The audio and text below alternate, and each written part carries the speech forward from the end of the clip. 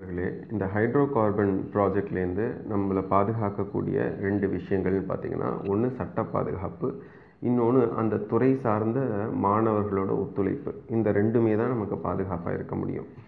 முதல்ல இது சட்ட பாதுகாப்பு எப்படி கொண்டு வரது அப்படின்னு பார்த்தீங்கன்னா, ஒரு மனு மாதிரி அழிக்கலாம். எது மாதிரி, நான் இந்த ஹைட்ரோ கார்பன் எக்ஸ்ட்ராக்ஷன்னா என்ன, இது என்ன ப்ராசஸ், இது எப்படி செய்வீங்க, இதில் ஏதாவது தவறு நடந்துச்சுன்னா, போபால் இன்சிடென்ட் நடந்துச்சுல அது மாதிரி இதில் ஏதாவது தவறு நடந்துச்சுன்னா அது யார் பொறுப்பு, அப்புறமேட்டு இது ஓன் பண்ணுறது யார், இவங்க பிரச்சனைன்னு வரும்போது இவங்க இந்தியா விட்டு வெளில போகாமல் இருக்கிறதுக்கான ஒரு ஸ்டே மாதிரி அதுக்கான சட்ட விதிமுறைகள் எல்லாம் உட்படுத்தி இதெல்லாம் பண்ணணும் அப்படிங்கிற ஒரு மனு மாதிரி கொடுத்துட்டோன்னா கண்டிப்பாக தட்டி அழிக்க முடியாது. ஏன்னா போபால் இன்சிடென்ட் நம்ம குறிப்பிட்டு சொல்லும் போது அவங்க அதை லைட்டாக எடுத்துக்கிட்டு இது சும்மான்னு சொல்ல முடியாது. இது ஒன்று.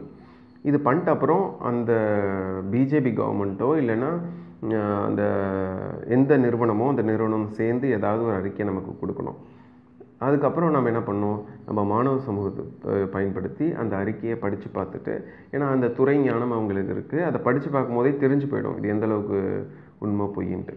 இல்லை ஒரே ஒரு கோல்மால் நடக்க வாய்ப்பு இருக்குன்னா அவங்க கொடுக்குற அறிக்கை ஒரு மாதிரியும் அவங்க செட் பண்ணிட்ட அப்புறம் வேறு ஒரு விஷயமும் வரதுக்கு வாய்ப்பு இருக்குது. அதுக்கு நம்ம என்ன பண்ணலான்னா, இதே இந்த படிப்பு படித்தவங்க யார் வேணாலும் அங்கே போய் பார்க்குறதுக்கான ஒரு விஷயத்தையும் நம்ம அவங்க எனேபிள் பண்ணணும்னு சொல்லணும். இப்போ நான் சொல்ல வர்றது அந்த இண்டஸ்ட்ரி வந்துடணுங்கிற அர்த்தத்தில் கிடையாது. இது மாதிரி ஒரு ஆப்ஷன் இருக்கணும்னு சொன்னால் கண்டிப்பாக அவன் ஒத்துக்க மாட்டான். அவன் தவறு செய்கிற பட்சத்தில் கண்டிப்பாக இதுவே அவனை ஸ்டாப் பண்ணிடும்.